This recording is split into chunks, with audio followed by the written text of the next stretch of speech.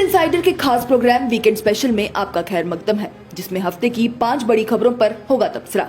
हफ्ते की पहली और अहम खबर, छत्तीसगढ़ में आरएसएस के कार्यकर्ताओं के साथ भाजपा के कार्यकर्ताओं ने मिलकर वहां के आम लोगों को ये शपथ दिलवाई थी कि वो गैर हिंदुओं, जिसमें मुस्लिम और क्रिश्चियन समुदाय शामिल है, उनके साथ किसी भी तरह का कोई भी कारोबार नहीं करेंगे और उनका माशी बाइकआउट करेंगे। वहीं आरएसएस की इस शपथ के बाद एक भाजपा की तरफ से मुसलमानों को लेकर बयान आते गए।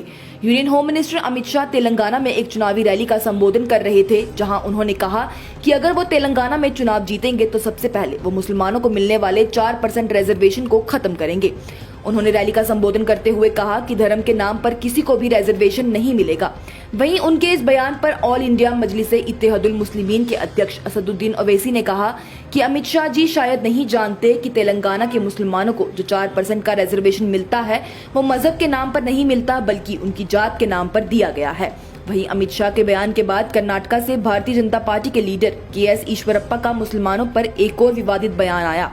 आपको बता दें तो ईश्वरप्पा वही हैं जिन पर 40% कमीशन का इल्जाम लगा था, जिसकी वजह से भाजपा के ही एक कार्यकर्ता ने आत्महत्या कर ली थी। और ईश्वरप्पा वही हैं जिन्हें चंद दिन पहले प्रधानमंत्री नरेंद्र मोदी ने कॉल कर कर्नाटका के चुनावों में उनकी पार्टी का साथ न छोड़ने और उसे मजबूत करने का आग्रह किया था। इसी ईश्वरप्पा ने कर्नाटका में एक रैली का संबोधन करते हुए कहा कि उन्हें मुसलमानों का चुनाव में कोई भी वोट नहीं चाहिए। इस बयान के बाद भी विपक्ष ने बड़ा विरोध किया। विपक्ष के कई नेताओं का कहना है कि हिंदू राष्ट्र बनाने के लिए ही सबसे पहले मुसलमानों से उनके चुनावी हक छीने जा रहे हैं, जिससे कि ना वो वोट कर पाएं और ना ही खुद के पसंद की सरकार चुन पाएं। जम्मू कश्मीर में होंगे 3 बड़े चुनाव 2019 के बाद से जम्मू कश्मीर के लोगों की सबसे बड़ी पुकार बन गए हैं। 5 अगस्त 2019 को आर्टिकल 370 टूटने के बाद से जम्मू कश्मीर में चुनाव नहीं करवाए गए और ना ही यहां के लोगों को उनकी चुनी हुई सरकार मिली। चुनावों को लेकर विपक्षी दलों के नेता आए दिन सरकार पर तनकीद करते रहते हैं, चाहे नेशनल कॉन्फ्रेंस के लीडर फारूक अब्दुल्ला हों, उमर अब्दुल्ला हों, पीपल्स डेमोक्रेटिक पार्टी की अध्यक्ष महबूबा मुफ्ती हों या अन्य कई जम्मू कश्मीर की सियासी जमातें हों। सभी चुनावों को लेकर सरकार से एक ही सवाल पूछती हैं कि अगर जम्मू कश्मीर के हालात ठीक है तो फिर आखिर क्यों नहीं यहाँ पर चुनाव करवाए जा रहे, क्यों नहीं यहाँ के लोगों को उनकी चुनी हुई सरकार दी जा रही।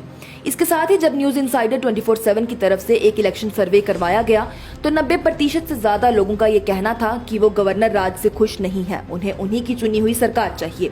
केंद्र सरकार के लागू किए गए फैसले, चाहे एंटी इंक्रोचमेंट ड्राइव हो या प्रॉपर्टी टैक्स हो, इन सभी फैसलों पर जम्मू कश्मीर के लोगों द्वारा काफी विरोध प्रदर्शन किया गया।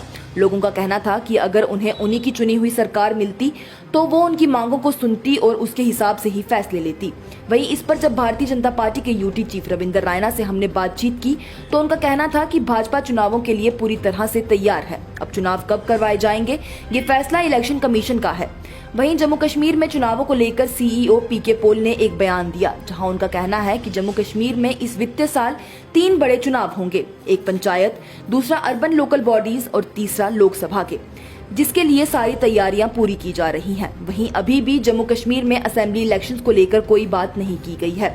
असेंबली इलेक्शंस को लेकर अभी भी सीईओ पीके पॉल ने कहा कि जम्मू कश्मीर में एक खालीपन है जिसे भरने की जरूरत है।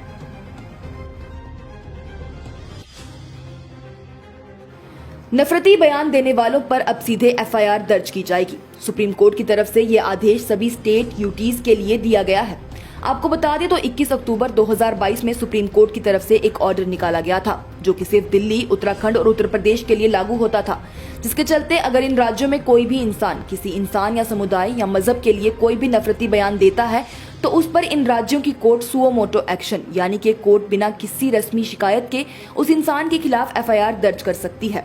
पहले ये ऑर्डर सिर्फ दिल्ली, उत्तराखंड, उत्तर प्रदेश के लिए था, लेकिन वहीं अब सुप्रीम कोर्ट ने ये फरमान सभी स्टेट यूटीज के लिए जारी किया है कि अगर किसी भी राज्य या यूटी में कोई भी इंसान नफरती बयान देता है जिससे कि राज्य का माहौल बिगड़ सकता है या किसी दूसरे इंसान या समुदाय की भावनाओं को ठेस पहुंच सकता है, तो उस राज्य या यूटी की कोर्ट के पास उस व्यक्ति के खिलाफ सुओ मोटो एक्शन लेने के सारे अधिकार हैं और वो उस व्यक्ति के खिलाफ बिना किसी रस्मी शिकायत के खुद से एफआईआर दर्ज कर कार्यवाही कर सकते हैं।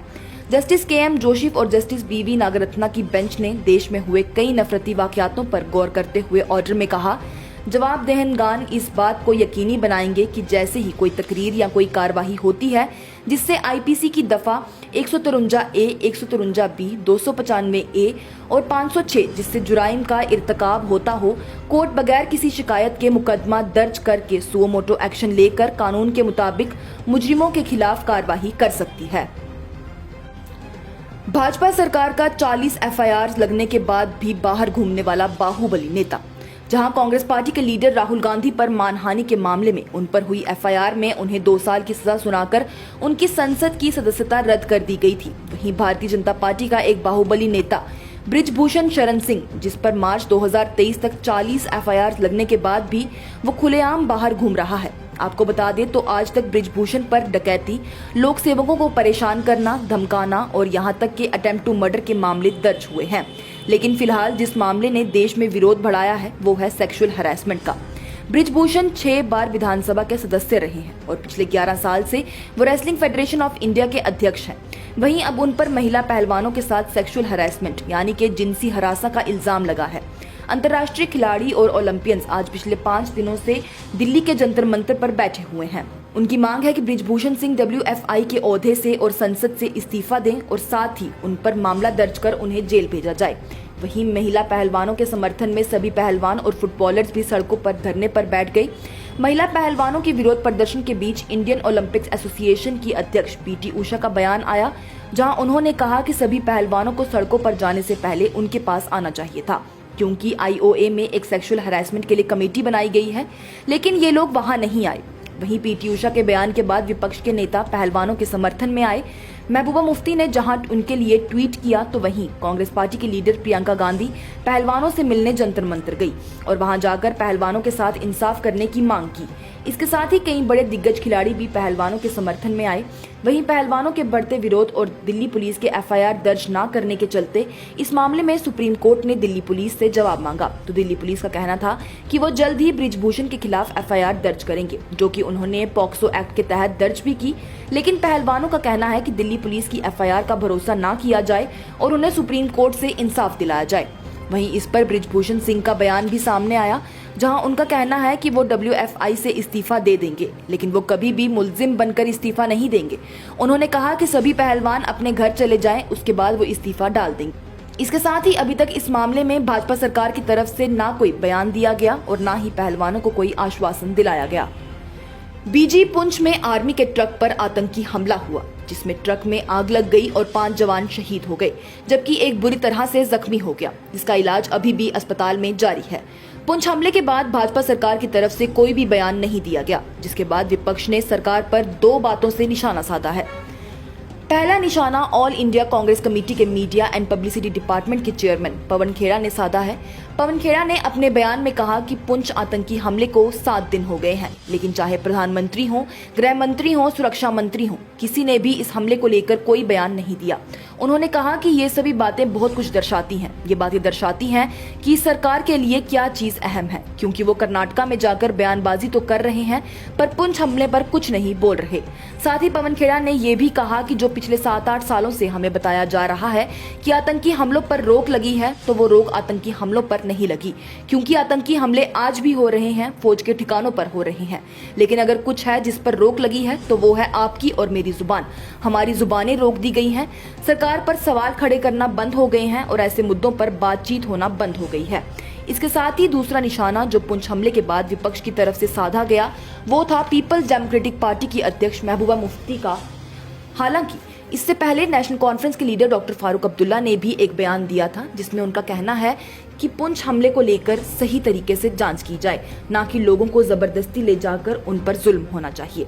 वहीं कल महबूबा मुफ्ती ने एक प्रेस कॉन्फ्रेंस रखी, जिसमें उन्होंने कहा कि पुंछ हमले के बाद से पुंछ में जुल्म बहुत बढ़ गया है। पुलिस कार्रवाई के लिए बेकसूर लोगों को ले जाती है और उनकी खूब पिटाई करती है। महबूबा मुफ्ती ने आगे कहा कि पुंछ हमले में जांच के लिए पुलिस ने मुख्तार शाह नामी एक आदमी को जांच के लिए कस्टडी में लिया था, जिसके बाद पुलिस का कहना है कि मुख्तार शाह ने खुदकुशी कर ली, जबकि और जो 2 लोग कस्टडी में लिए गए थे उनकी हालत भी बहुत नाजुक बताई जा रही है। वहीं मुख्तार शाह के घर वालों का कहना है कि पुलिस ने जांच में उन पर खूब दबाव डाला, जिसके बाद उन्हें खुद ही कहीं फेंक दिया और बाद में ये कह दिया कि वो खुदकुशी कर चुके हैं। इसके साथ ही महबूबा मुफ्ती का कहना है कि आखिर कैसे पुलिस की कस्टडी में कोई आदमी खुदकुशी कर सकता है। पुलिस इस मामले में सही से जांच करे और बेकसूर लोगों पर जुल्म ना करे।